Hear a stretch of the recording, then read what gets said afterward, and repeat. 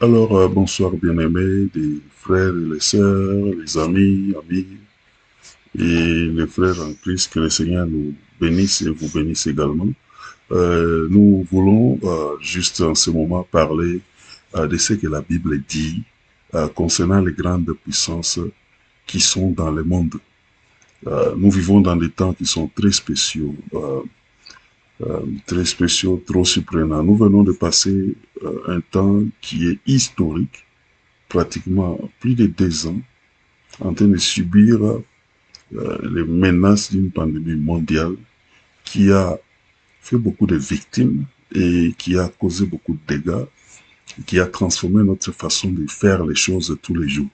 On se couvre le nez, on nous a limité le nombre de personnes qui pouvaient être dans une même salle, comment vous pouviez voyager, qu'est-ce qu'il fallait avoir comme vaccin. Ça devenait tellement aussi ennuyant. Et et pendant tout ce temps, il y a eu toutes sortes de théories de conspiration dans le monde, qu'on veut nous tuer, qu'on veut faire ceci, l'antichrist, la marque de la bête, et toutes ces histoires-là ont dérangé les oreilles des hommes. Et voilà, maintenant, les données semblent montrer que cette pandémie est à la baisse. Pendant que nous y sommes, voilà, le monde est en train de passer un temps où on nous bombarde tous les jours dans les réseaux d'une menace d'une guerre mondiale à cause de certains euh, conflits qui impliquent une grande puissance dans ce monde ou les grandes puissances. Alors pour cela, nous aimerons passer le temps pour voir ce que la Bible dit concernant les grandes puissances dans le monde. Elles existent, nous le savons. Et pour cela, la Bible étant la parole de Dieu, qu'est-ce qu'elle nous dit? Alors c'est sur cela que nous voulons parler pour voir ces grandes puissances viennent d'où, où est-ce qu'elles s'en vont, et est-ce qu'elles vont être là pour toujours? Est-ce qu'on peut les éliminer, les remplacer pendant qu'on est là, ou qu'est-ce qui se passe? C'est ça maintenant les quelques questions qu'on aimerait répondre et que le Seigneur soit béni. Alors, nous avons aujourd'hui des grandes puissances, mais la Bible nous en a parlé dans Daniel chapitre 2. C'est un livre très intéressant, il ressemble exactement à l'Apocalypse. En réalité, c'est l'Apocalypse écrit dans l'Ancien Testament. L'Apocalypse de Jean est pratiquement une autre version des mêmes informations qui se trouvent dans Daniel, mais encore avec plus de détails encore. Bon, Daniel, dans chapitre 2, il nous a donné l'histoire de toutes les nations sur la terre. Il y a une vision qui résume tout ce qui représente les nations, les puissances, les gouvernements sur la terre. Pratiquement les types de gouvernements qui régneront sur la terre des hommes. Dans Daniel, il y a une histoire qui est arrivée. Les Juifs étaient dans un état normal, un état indépendant, mais à cause de leur rébellion pratiquement, le Seigneur a dû prophétiser à travers Ézéchiel, Jérémie et d'autres prophètes que l'État d'Israël tel qu'il était, il allait cesser d'exister comme État indépendant. Et pourtant, Israël avait été établi par Dieu. Ils allaient continuer à exister comme peuple, mais l'État indépendant comme tel allait être envahi. Il allait cesser d'exister. Et pendant ce moment, il y a eu maintenant un roi qui s'appelait Nebuchadnezzar de Babylone, qui a envahi et emporté les Juifs. Et Dieu a demandé aux Juifs de se laisser partir, d'accepter d'aller avec lui. Il a pris plusieurs captifs à plusieurs moments, parmi lesquels il y avait Daniel et ses compagnons. Alors pendant qu'ils étaient maintenant colonisés ou emportés en exil par ces rois Nebuchadnezzar, quelque chose s'est passé dans la vie de ces rois. Au fait, ces rois, dans le temps passé, quand ils prenaient des esclaves, quand ils envahissaient un pays, ils s'arrangeaient de prendre tous les sages, tous les hommes intelligents, tous les hommes capables de ce pays-là, et ils les mettaient à leur côté. Alors ils prenaient des magiciens, des sorciers, ils prenaient les sages, des intelligents, ils prenaient aussi des prophètes, tout cela qui avait de la renommée, de la considération auprès de, de la nation qu'ils envahissaient. Ils les éliminaient partout, ils étaient très malins. Ils voulaient rassembler toutes les forces autour d'eux. De cette façon, ils allaient assurer qu'ils seront toujours les plus forts. Alors, un jour, le roi a fait un rêve. il a fait un rêve. C'est ce rêve-là qu'il s'agit dans le chapitre 2. Et pendant que nous allons continuer, avant de parler de ces rêves, nous allons maintenant analyser la situation dans laquelle nous nous trouvons aujourd'hui. Nous avons affaire à deux grandes puissances. Hein. Je vais essayer de me mettre des côtés. L'une des grandes puissances que nous connaissons très bien, c'est les États-Unis, qui est une puissance très grande. Elle est une puissance qui fonctionne parmi les hommes. Elle commet beaucoup d'actions, beaucoup d'activités. Elle fait beaucoup. C'est l'une des puissances que nous avons à faire avec nous aujourd'hui. C'est une grande puissance qu'il ne faut jamais ignorer. Et aujourd'hui, nous avons encore affaire à une autre grande puissance. C'est la Russie et ses alliés. La Russie a ses alliés qui forment un bloc d'une grande puissance. Ces grandes puissances ont la force militaire, elles ont la force politique, elles ont la force scientifique, elles ont la force sociale. Elles ont beaucoup, les deux. Ce sont deux grands blocs qui ont émergé, qui sont parmi nous aujourd'hui. Comment sont-ils arrivés là? Qu'est-ce que la Bible dit? C'est ce qui s'est retrouvé dans la prophétie de Daniel, chapitre 2, lorsque Daniel était en captivité comme un exilé. Alors c'est de cela que nous allons expliquer pour montrer comment la Bible présente l'existence de ce que nous voyons. Ce n'est pas arrivé par hasard, la Bible en avait vu et la Bible en a prédit. Et ainsi pour nous, quelle sera notre position? Quelles doivent être nos attentes face à cela? C'est bien lorsque nous le voyons dans la parole de Dieu parce que ça nous dira que Dieu est toujours au contrôle. Alors qu'est-ce qui s'est passé lorsque Daniel était là? Il y a eu un songe, il y a eu une vision. Rafraîchissons nos esprits. L'apôtre Paul, Pierre plutôt, dans chapitre 2, non, 2 Pierre, chapitre 1, verset 21, il a dit ceci, que les prophéties existent. Alors l'apôtre Pierre nous dira, il nous dit ceci, hein, nous allons lire cela, il dit que car la prophétie n'est jamais venue par la volonté de l'homme, mais des saints hommes de Dieu ont parlé étant poussés par l'Esprit. Ça, c'est Pierre qui dit. Elle parle de prophétie de façon générale. Les prophéties peuvent être faites à travers les visions, les songes, ou bien à travers même une parole de connaissance, une parole que le Seigneur met dans l'esprit du prophète qui proclame. Mais ici, nous parlons d'une prophétie qui a été donnée sous une forme de songe ou de vision. Alors, qu'est-ce qui est arrivé? C'est-à-dire que le roi Nabuchodonosor, qui avait pris les Juifs en exil, a dû avoir une vision. Et quand il a eu son rêve, il s'est levé le matin, il a oublié ce qu'il avait vu. Alors, ayant oublié ce qu'il a vu, il a appelé tous les sages qu'il avait chez lui et il lui dit, dites-moi ce que j'ai vu, j'ai oublié, j'ai vu quelque chose de terrible, mais je l'ai oublié. Dites-moi c'est quoi, comme ça, moi, je serai sûr que votre interprétation est bonne. Les sages ont dit que c'était impossible, ils ne pouvaient pas le faire. Alors le roi va exiger dans le chapitre 2 qu'on puisse commencer à les tuer parce qu'ils sont des farceurs. Finalement, le message va arriver aux oreilles de Daniel qui va demander au roi de ne pas tuer les sages et les magiciens, les sorciers, tout ce monde qui était dans la cour du roi, mais de lui donner à lui le temps d'aller prier son Dieu, lui et ses amis, et possiblement que Dieu va révéler ce qui était arrivé. Daniel a prié et Dieu lui a donné la révélation. Il lui a donné la vision et l'interprétation. Maintenant, il vient raconter au roi ce qu'il avait vu. Ce qu'il a vu, c'est qu'il a vu une image, et il a vu 4 parties dans cette image de l'homme qui représentaient les 4 systèmes de gouvernement qui vont gérer la vie des hommes sur la terre jusqu'à la venue du Christ. C'est ce que Daniel a vu. C'est maintenant ce que nous allons lire pour voir comment ces histoires qui ont été dites. Ces histoires se sont posées, se sont passées autour de 500, 600 ans avant Jésus. Disons 600 ans avant Jésus. C'est en ce moment-là que ça s'est passé. Alors, qu'est-ce que Daniel a vu? Qu'est-ce que le roi avait vu? Il a vu un homme. Et la première partie de cet homme, c'était sa tête. Sa tête était composée en or. Et Daniel va lui dire, la première partie, c'est que tu as vu un homme qui avait une tête en or.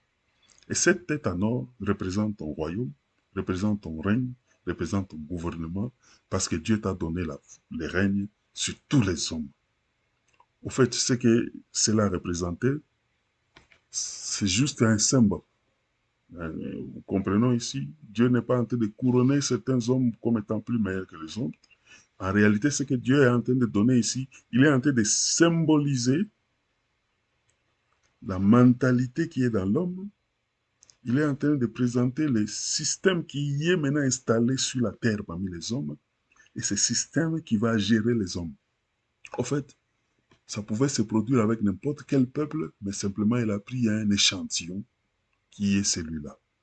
Donc c'est juste un échantillon représentatif de ce que tous les hommes allaient accepter et faire. Donc il présente la première partie, la tête en or. C'est la première partie qui est le Babylone. Et puis Daniel va continuer avec son explication. Il va maintenant présenter la deuxième partie qui est composée, qui est sa poitrine. Cette poitrine, elle est en argent. Il va dire qu'après ton royaume, il dit au roi en face, il n'était pas flatteur. Il dit que ton royaume prendra fin et il sera remplacé par un autre qui sera plus fort que le tien. C'est ça l'argent qui vient après. Et ces royaumes-là, ce sera les Mèdes et les Perses. C'est ce que Daniel dit. Cette prophétie s'est réalisée pendant que Daniel était vivant. Le jour où Daniel, il y avait une fête, et durant la fête, il y avait une écriture qui est écrite sur le mur, et pendant que le roi ne comprenait pas ce qui était, quand Daniel a pris pour expliquer, les Mèdes et les Perses ont envahi Babylone, et le roi en question a été éliminé, son royaume et son règne étaient terminés, les Mèdes ont pris. Ces Mèdes qui ont pris étaient plus forts que le royaume d'avant. Donc ici, il y a l'or qui avait sa gloire. Ils ont été remplacés par les Mèdes et les Perses qui sont représentés par un autre métal qui est l'argent qui était plus fort que l'or qu'il y avait avant. Ensuite, Daniel va dire qu'il y aura encore les reins. Les reins, ça sera un autre royaume qui viendra après. Donc Daniel est en train de montrer qu'il a vu un homme qui était métallique. Sa composition était composée de métaux. Et ces métaux avaient symbolisé les règnes de chacun. Et chaque métal qu'il présentait avait une dureté plus grande que celle qu'il y avait avant. Ça dit que le royaume qui vient, qui est l'airain, qui est plus solide que l'argent plus solide que l'or, il sera remplacé par un autre, qui sera la Grèce. Dans le livre de Daniel, il avait nommé les trois. Littéralement, il a nommé les trois royaumes. Littéralement. C'est le dernier qui n'a pas nommé littéralement. Mais les trois, il les a littéralement nommés dans les livres de Daniel. Qui viendra après? Et puis il finit, il va présenter maintenant le quatrième. C'est celui-là que nous voulons analyser. Parce que nous vivons à l'époque du quatrième, du dernier qui vient juste avant le royaume de Dieu. Il y aura un quatrième. Voilà maintenant comment Daniel va décrire le quatrième. Ce quatrième-là, nous allons un peu lire ce qu'il dit du quatrième. Il dit, il y aura un quatrième royaume, fort comme du fer. De même que le fer brise et rompt tout, il brisera et rompra tout comme le fer, mais tout en pièces. Et regardons ce que Daniel dit. Il dit, il rompra tout comme le fer, mais tout en pièces. Ça, ce n'est pas Daniel. Ce n'est pas le roi qui le dit. Ce ne sont pas les personnes qui vont être là qui le disent. C'est Daniel. C'est Dieu qui a dit à Daniel. Et il n'a même pas peur de le dire au roi. Voilà un prophète. Il n'a pas peur de dire la vérité. Si c'était certains prophètes, ils allaient dire des paroles de flatterie. Hein, comme ces magiciens qui étaient là et les autres que le roi a voulu tuer. Ils allaient dire de flatterie pour flatter simplement le roi pour les beaux yeux. Pour lui dire que tu seras là éternellement, tu ne mourras jamais, on ne te remplacera jamais. Non, non, Daniel lui dit tu seras remplacé. Il y aura d'autres royaumes qui vont succéder. Et vers la fin, il y aura un autre qui sera encore plus fort que tous les autres royaumes, y compris les tiens. C'est ça un prophète. Il n'est pas influencé par les médias, il n'est pas influencé par les réseaux sociaux, il n'est pas influencé par les commentaires des journalistes, il n'est pas influencé par les sondages qu'on voit dans le monde. Il est influencé seulement par ce que la parole de Dieu dit. L'apôtre Pierre a dit que ce n'est pas par la volonté des hommes que la prophétie est donnée, mais c'est poussé par l'esprit que les hommes ont prophétisé. Daniel, en donnant l'explication, son explication devient une prophétie. Le roi a une vision, mais il n'a pas prophétisé. C'est Daniel qui a rendu cela une prophétie parce qu'il a vu et il a donné le contenu et le sens. C'est une prophétie qui vient de Dieu. C'est pour dire que ça vient de Dieu. La raison pour laquelle Dieu donne des prophéties, c'est aussi parce que il y a des pièges qui vont dépasser notre intelligence, qui vont dépasser notre compréhension, qui dépasseraient tous les sages de la terre. C'est pourquoi Dieu a pris le temps pour donner ceci. Ça dépassera, tous les professeurs d'université ne comprendront pas, les savants ne vont pas comprendre, les chefs coutumiers ne vont rien comprendre, tous les marabouts ne comprendront rien, tous les sorciers ne comprendront rien, tout le monde, tous les hommes de Dieu n'allaient pas comprendre si Dieu ne donne pas la prophétie. La prophétie vient aider nos esprits pour pouvoir décortiquer les pièges qui sont dans le monde que les esprits méchants placent. Donc Daniel dit ici que ce quatrième royaume, il sera fort. Comme des pièces, il mettra tout en pièces. Ce langage est vraiment fort. Tout en pièces. C'est ce que Daniel dit. Regardons ce qu'il dit encore. Il dit ceci. Et comme tu as vu les pieds et les orteils en partie, hein, Daniel va donner maintenant l'explication de ce quatrième qui est composé des pieds qui sont faits, euh, des pieds qui sont faits, euh, des pieds qui sont faits en fer, des pieds qui sont métalliques, mais qui sont faits avec du fer solide. Il dit, tu les as vus, des pieds qui sont en fer, de même que tu les as vus composés du fer, ces pieds-là. Il dit ceci, de même, en partie, euh, et comme tu as vu les pieds et les orteils en partie d'argile et de potier, et en partie de fer, ce royaume sera divisé, mais il y aura en lui quelque chose de la force du fer, parce que tu as vu le fer mêlé avec l'argile. Donc Daniel est en train de nous confirmer clairement ici qu'il y aura un quatrième royaume, qu'il aura une force tellement spéciale et la force du fer plus que tous les métaux qui ont précédé. Le fer, c'est une matière très solide. Elle est utilisée pour faire des bâtiments et donner la solidité dans les bâtiments, dans les autos, dans tout ce qui a besoin de la solidité. Il faut du fer. Pour faire du béton armé, on a besoin du fer. Le fer donne la force. Et dans cette prophétie, Daniel va dire qu'il y aura un quatrième royaume qui aura, lui, la force qui ressemble à celui du fer. Lisons un peu ce qu'il y est de ces royaumes, encore un autre verset qui suit. Hein? Il dit ceci, et comme les doigts, les pieds étaient en partie en fer et en partie d'argile, ces royaumes sera en partie fort, en partie fragile. C'est le quatrième royaume que Daniel décrit. Il sera en partie fort, en partie fragile. Mais il a la force. Il est seulement fragile. Maintenant, si toi tu traites avec lui, est-ce que tu traites avec lui dans le côté fragile ou tu traites avec lui dans le côté où il est fort? il a un côté fort. Et Daniel continue, lisons la partie qui suit.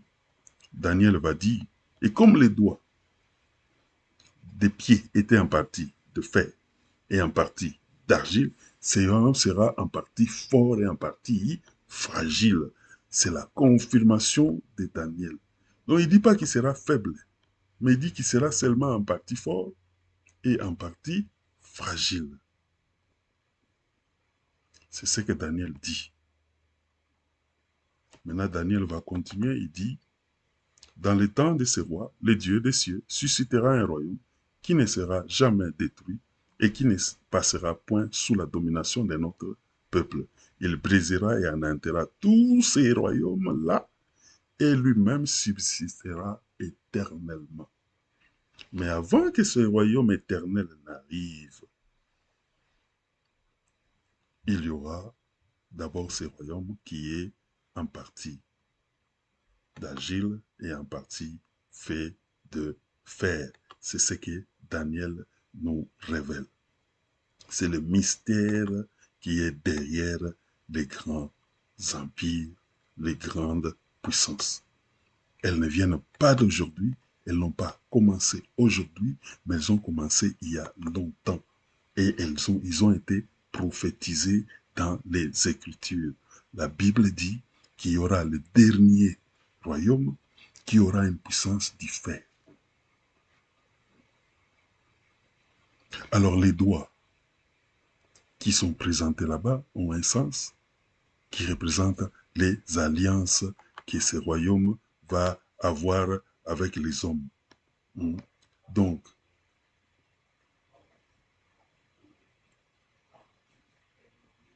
disons, c'est ce que Daniel dit ici.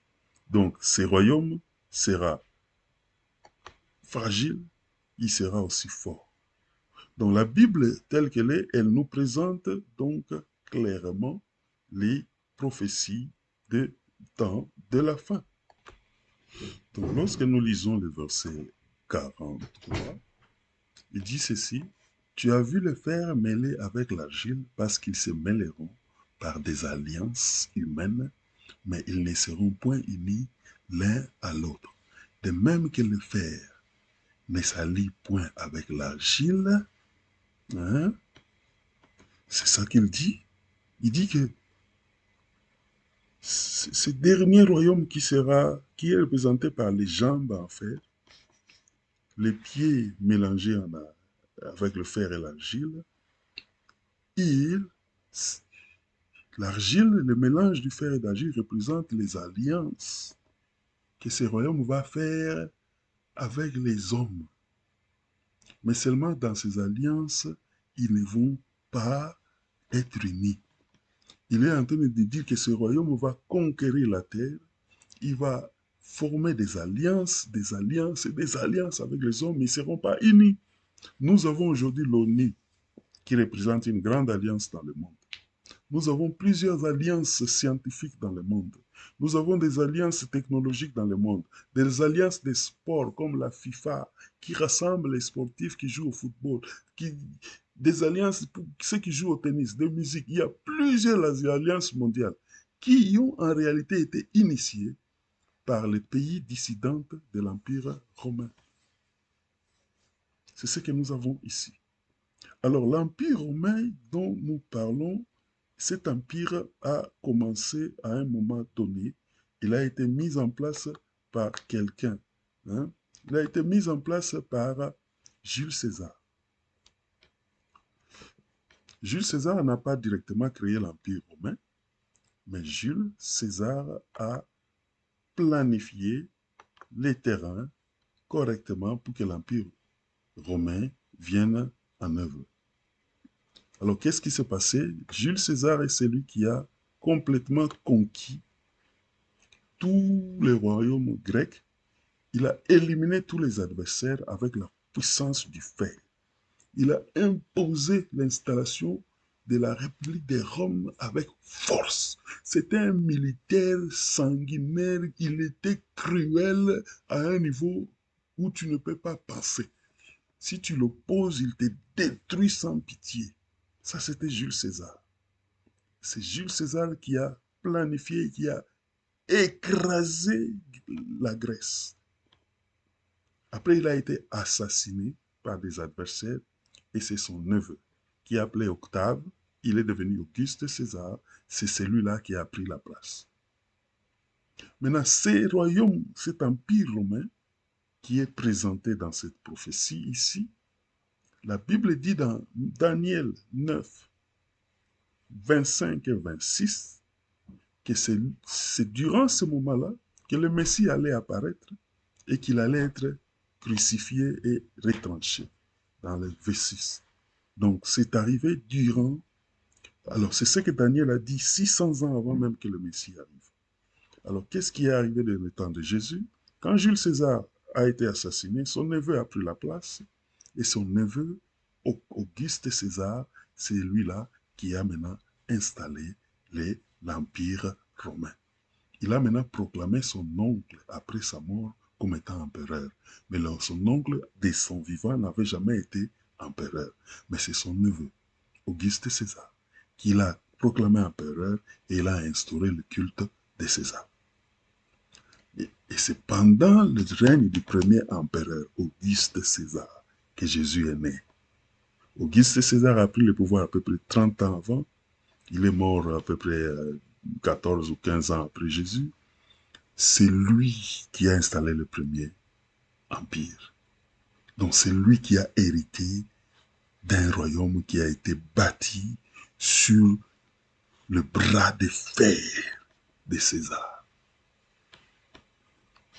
C'est la prophétie de Daniel qui s'était accomplie. Et pendant qu'elle s'accomplissait, Jésus était en train de naître. La Bible est très précise. Elle est très précise à ce niveau. Elle n'est pas à blaguer avec. Elle est précise. Alors, quand Auguste César est venu, 30 ans après, Jésus est né.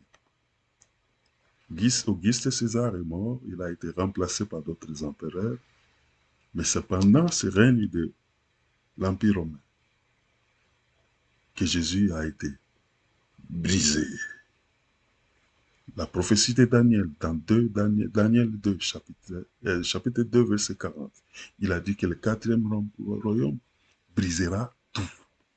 Il écrasera tout. Il a même brisé le Christ.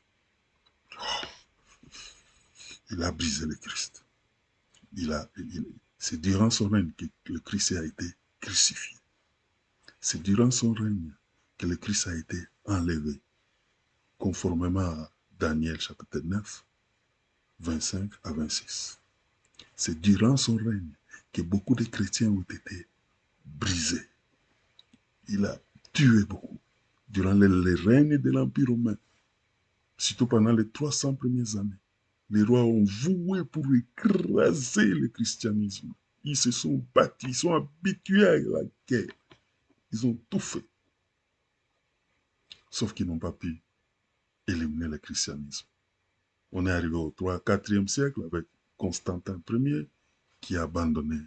Il est devenu chrétien. Mais il s'est battu pour éliminer le christianisme. Cet empire a eu beaucoup de chicanes à l'intérieur. Il se battait, il voulait s'imposer. C'est le bras de fer à l'intérieur. Au 10e siècle, après que l'Empire romain était fini, pas fini, mais il a été juste remplacé par une composante qui avait une tendance religieuse, on commençait à chercher le pouvoir pour contrôler les religieux, les chrétiens qui devenaient nombreux. Les évêques de Rome et les évêques qui étaient à l'est et à l'ouest se chicanaient. Vers le 10e, 11e siècle, il y a eu une chicane, il y a eu une déchirure dans l'Empire romain, dans l'Église romaine, qui avait pratiquement remplacé l'Empire romain. Ils se sont divisés en deux, où il y a eu maintenant l'Église orthodoxe à l'Est et l'Église catholique romaine à l'Ouest. C'est de là que commence la division Est-Ouest que nous voyons aujourd'hui. Et ces divisions ont continué à l'intérieur, jusqu'à ce qu'on arrive à la Première Guerre mondiale, à la Deuxième Guerre mondiale. La Deuxième Guerre mondiale maintenant va solidifier les deux blocs Est-Ouest. Les uns se disent communistes, les autres se disent capitalistes. Les uns sont ralliés aux États-Unis, les autres à la Russie. La Russie, au départ, ça s'appelait le royaume des Tsars, c'est-à-dire le royaume de César. La Russie voulait établir les royaumes que César avait rêvés. Maintenant, les Allemands aussi, ils voulaient rétablir les royaumes que César avait rêvés. Ils ont échoué. La Russie aussi a échoué. Personne n'a réussi. Mais eux tous ont survécu à travers des guerres et des guerres. Ce sont des royaumes qui sont nés sous l'épreuve des guerres. Ils sont passés par le feu des guerres. Les peuples qui sont là ont hérité une mentalité de guerre et de guerre. C'est ce qu'ils sont. C'est pourquoi ils parlent des langages de fer. Poutine vient de dire tantôt, hein, nous sommes à le temps où il y a ce querelle.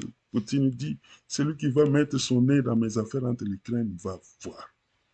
Mais il parle le même langage comme les Américains. Quand les Américains ont attaqué l'Irak, ou la Libye, ou bien le Pérou avec Noriega, ou quand ils ont attaqué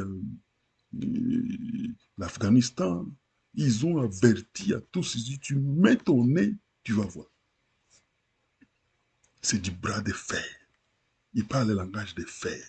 Donc nous vivons dans un monde où la mentalité de l'homme est telle que le plus fort cherche toujours à écraser le plus faible.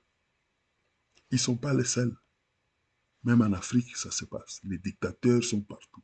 Tu blagues avec les dictateurs, ils t'écrasent, même si son pays est petit, mais vous les faibles qui sont chez lui, s'il peut vous écraser, il vous écrase avec la force de César. Donc nous vivons dans le système de l'Empire romain, et il y a deux grandes puissances que la Bible a prédit, qui sont représentées aussi bibliquement, prophétiquement, par les deux jambes de cette personne qui est dans la Bible.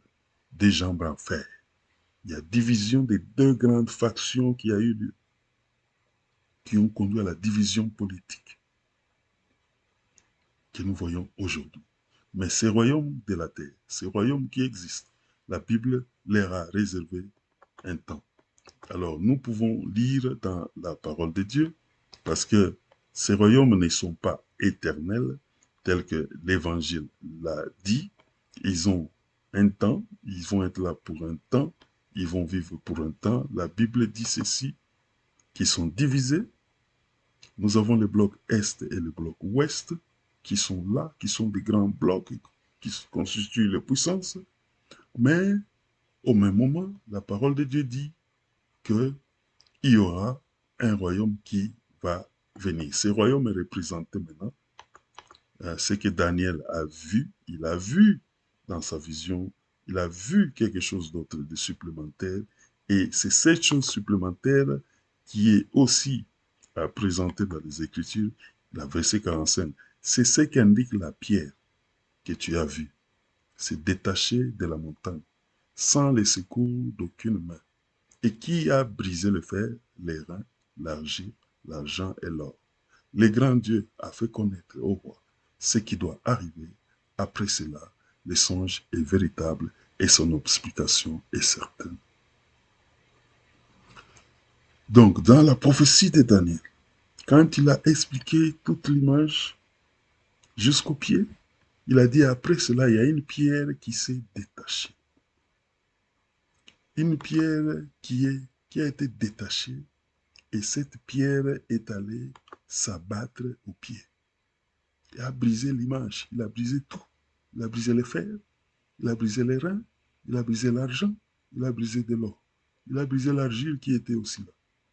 Et cette pierre-là, c'est ce qui représente le royaume de Dieu qui va s'établir. Donc, dans cette prophétie, nous voyons que donc, les deux grandes puissances de l'Empire romain vont continuer à exister jusqu'au retour de Christ. Hein, pour ceux qui veulent faire tomber les Juifs ou les Américains, on doit patienter jusqu'au retour de Christ. Selon la prophétie de Daniel, nous devons collaborer jusqu'au retour de Christ. On n'a pas de choix. Parce qu'après tout, si tu brises l'Occident, il y a des enfants de Dieu dedans. Des enfants de Dieu pour lesquels Jésus est mort à la croix. Si tu brises l'Est, la Russie et tout ça, il y a aussi des enfants de Dieu dedans, pour lesquels Jésus est mort à la croix. Et tous ces enfants de Dieu vivent dans ce système, ils ont adopté ce système. Il n'y a pas moyen. Le monde est divisé en deux blocs. Le bloc de l'Est et le bloc de l'Ouest. Les deux grandes puissances à l'intérieur. Il a des enfants de Dieu. On doit patienter jusqu'au retour de Jésus. Mais la parole de Dieu nous a donné une indication comment collaborer avec eux à travers les alliances. C'est là où ils sont fragiles. Mais pas fragiles aux façons où tu vas les détruire parce que c'est du fer. Si tu veux les détruire, alors viens avec du fer plus solide que leur fer pour les remplacer. Parce qu'eux aussi, ils ont remplacé d'autres royaumes et puis se sont établis avec force, la force du fer. Maintenant, si tu peux avoir la force du fer pour t'établir, peut-être tu réussiras. Mais sinon, selon la prophétie, les deux blocs, représentés par les deux jambes, tels que nous voyons, vont continuer à être là jusqu'au retour du Christ. C'est ce que ça dit. Évidemment, ça représente la philosophie de gouvernance de l'homme. L'homme, sur la terre, est toujours prêt à écraser le plus faible. Ce n'est pas simplement l'Occident, ni l'Orient, c'est partout. C'est en Chine, c'est en Afrique, c'est en Australie, c'est partout. Partout où vit l'homme, celui qui est plus fort s'impose par la force. C'est ça le système, c'est ça notre mentalité, que tu sois blanc ou que tu sois noir. Mais cette façon de faire, cette façon de penser, cette façon d'agir ou de gérer les choses est représentée par l'image de cet homme. Et cette image, cette vision sera brisée quand le Christ viendra.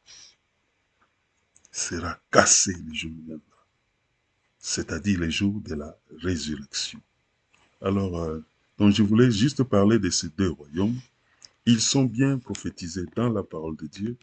J'ai essayé de résumer pour éviter de donner beaucoup de détails et parler de plusieurs guerres, de plusieurs changements pour aller tout droit à notre temps d'aujourd'hui. Dans notre temps, la Bible montre bien qu'il y aura deux grands blocs de puissance mondiale qui vont gouverner. Et ces grands blocs vont exister, vont continuer à exister. Parce que cet homme de Daniel, ne sera pas amputé d'une jambe, ni d'un pied. Il va garder ses jambes jusqu'à la fin. Ses deux jambes et ses deux pieds représentent la puissance Est-Ouest que nous voyons aujourd'hui. À vouloir ou pas, c'est ça la prophétie, elle est accomplie, elle est au milieu de nous. Sauf que si toi tu veux devenir la jambe gauche ou la jambe droite, c'est à toi de démontrer que tu as la force du fer pour prendre la place. Sinon, nous sommes condamnés à être avec eux jusqu'au jour où Jésus reviendra. Ce que nous devons faire plutôt, c'est de nous préparer à prendre part à la résurrection. Parce que c'est la résurrection qui va casser. Cette pierre qui vient là, ce n'est pas une pierre physique qui va casser pour remplacer un royaume humain, ni un royaume d'Israël, non. Cette pierre-là qui va casser, il commence par la résurrection. La résurrection va casser. À la résurrection, les généraux vont comprendre. Tous les généraux du monde qui gouvernent ces gouvernements vont comprendre qu'il y a quelqu'un qui est plus grand que nous. Tous les puissants vont comprendre, ils vont aller à genoux. Les genoux vont fléchir à la résurrection. Les jours où il y aura la résurrection, Poutine va fléchir le genou, il va pleurer. Joe Biden, s'il est encore là, il va pleurer. Tous les généraux du monde vont s'asseoir, ils vont pleurer des bêtises qu'ils ont commises, des tortures qu'ils vont faire subir aux gens. Ils vont pleurer le jour de la résurrection. Donc, comprenons bien que ces royaumes dont nous parlons vont être là jusqu'au jour où Jésus reviendra. Ils vont nulle part. Et faites attention, gare à toi si tu te mets en conflit avec eux. C'est le bloc Est, c'est le bloc Ouest. Le bras de fer. Si ton fer est plus fort que les leurs, gloire à Dieu, tu peux les attaquer. Mais si ton fer n'est pas plus solide, fais des alliances. C'est la sagesse que nous donnons, grâce que la parole de Dieu nous donne. fais de l'alliance, tu vas t'en sortir. Tu sortiras gagnant à travers les alliances. Tu vas gagner financièrement, politiquement, la stabilité. Le fer va te protéger. Mais sinon, le fer va te casser le dos. C'est ce que la Bible dit. Il brisera tout. Il a brisé même le Christ. Et toi, et moi. Il a brisé même les apôtres. Et toi et moi. Que ferons-nous? Comprenons les Écritures. Ta parole est une lampe à mes pieds, dit le psalmiste. Que nous soyons conduits par la parole de Dieu, qui est la lampe à nos pieds. Qu'elle puisse nous assister. J'ai ainsi parlé. Et nous allons continuer avec un autre passage.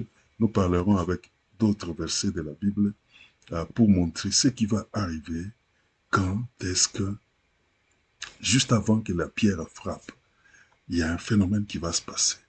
Il y aura l'antichrist qui va utiliser les deux systèmes pour faire introduire l'idolâtrie. Il va utiliser l'orgueil, il va utiliser les divisions qu'il y a, il va utiliser la crise et les tensions qu'il y a entre les belligérants qui représentent les deux blocs pour faire introduire les chaos et ensuite se présenter comme donneur de solutions afin qu'il soit adoré comme le Christ. Nous allons en parler dans une vidéo qui suivra juste après, qui sera la continuité de celui-ci. Que le Seigneur nous bénisse, que le Seigneur vous bénisse également.